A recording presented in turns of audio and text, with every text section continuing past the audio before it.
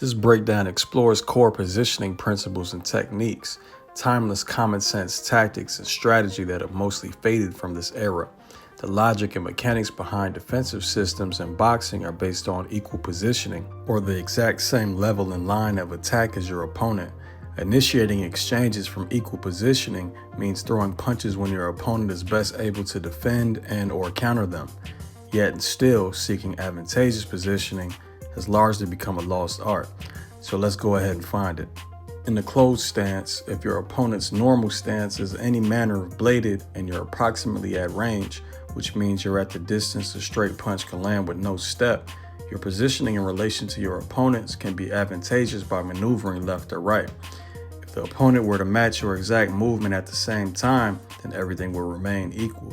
So for the end positioning to become advantageous, you need your opponent to stand still while you move. The best way to freeze an opponent is with offense or the threat of offense.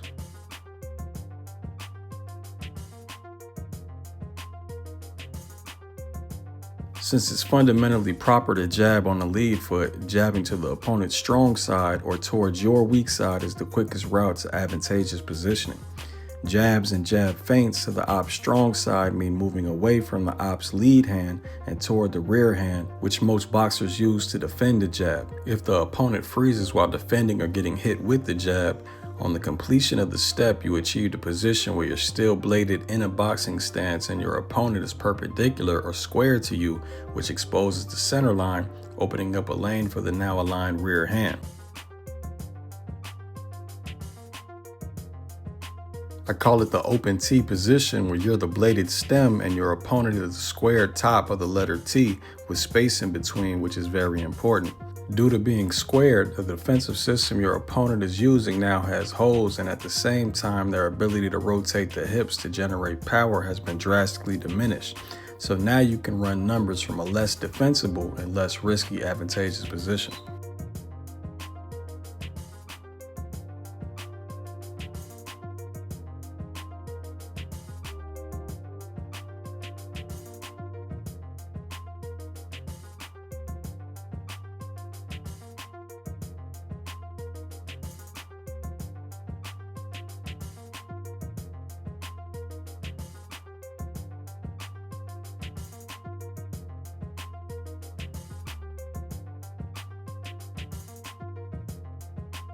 From the inside range, or the distance where a jab wouldn't be applicable, the same concept of the T advantageous position applies, only in reverse.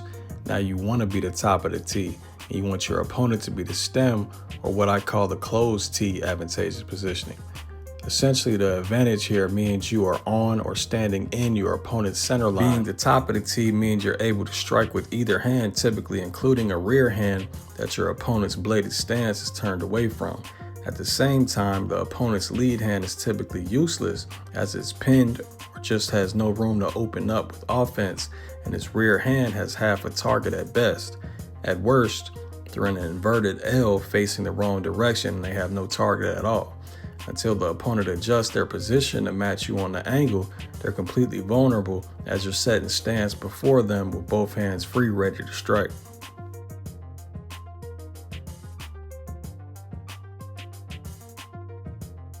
Fighters seeking advantageous positions on the inside have the option to angle to the strong side or towards the rear hand, but typically stepping strong side means you're going back into equal positioning, as the maneuver may leave both fighters squared.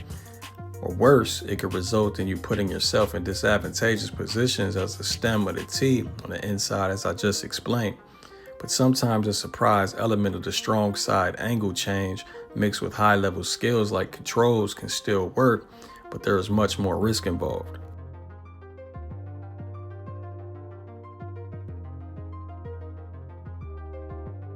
What we typically see from fighters seeking advantageous positioning on the inside is the weak side angle.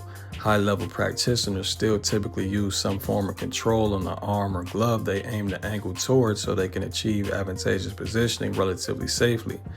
There are several ways to quickly or smoothly get around to the advantageous position on the weak side. The simplest way is the plain step around, which typically involves a half step towards the weak side with your lead foot, then a slight pivot or slightly wider half step with your rear foot, which then effectively changes the angle.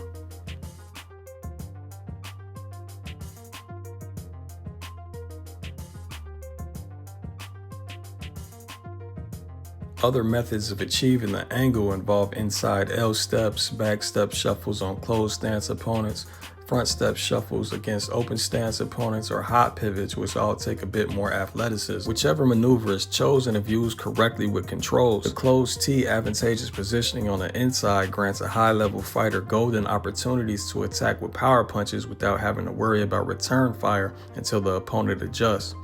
Although inside advantageous positioning isn't quite lost in time, seeking these angles is drastically underutilized. Enjoy watching some of the highest level fighters show you how it's done.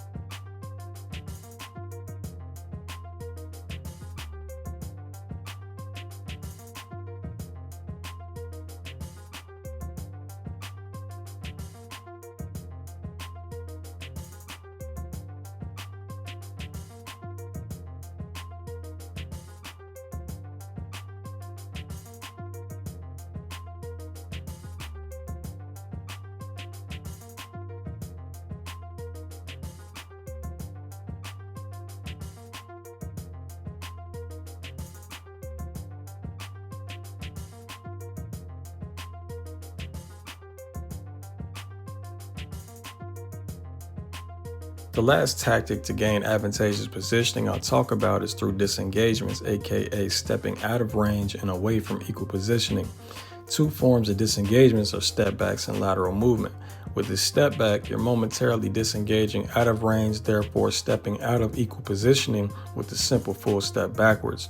You're also signaling retreat, often prompting or forcing your opponent to match the step to gain back equal positioning.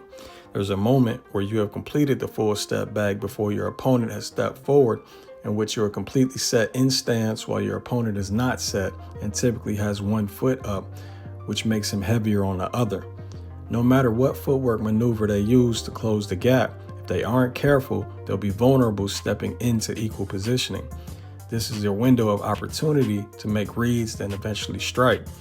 While conventional wisdom suggests that moving backwards is a defensive maneuver, you have just deployed it offensively to bait an opponent into a vulnerable position.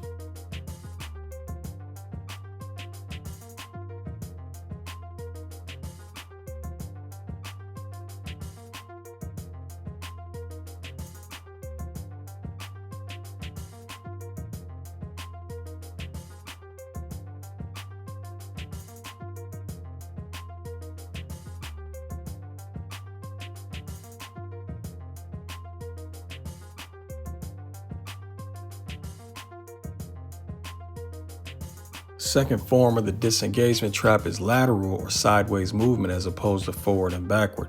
The movement puts pressure on the opponent to chase or stalk the fighter moving laterally, allowing the mover to control positioning and decide when and where the engagement takes place if the stalker isn't properly cutting off the ring, which is commonplace in this era. Basically, the fighter moving laterally can stop and set when they want, as opposed to the fighter stalking that has to anticipate. If they aren't careful, the stalker that tries to close the gap leaves themselves vulnerable to attacks. The same dynamic the step back creates is reoccurring as one fighter is set and the other isn't while stepping into equal positioning. Another window of opportunity to make reads, then strike.